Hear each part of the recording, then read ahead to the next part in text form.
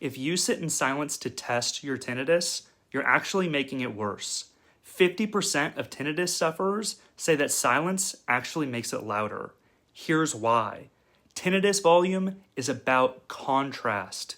In a noisy room, your tinnitus competes with other sounds. It fades. But in total silence, this is the mistake. Your brain only has one thing to focus on, and it cranks up the volume. This is why sound enrichment works. You don't need to mask it completely. You just need to give your brain other sounds to process. White noise, rain sounds, a fan, even low music. And here's the key most people miss. Your goal isn't to cover up your tinnitus. It's to reduce the contrast. Make your tinnitus one of only many sounds, not the only sound. I keep some background sound on almost all the time now. Not loud, just present. Save this, start tonight.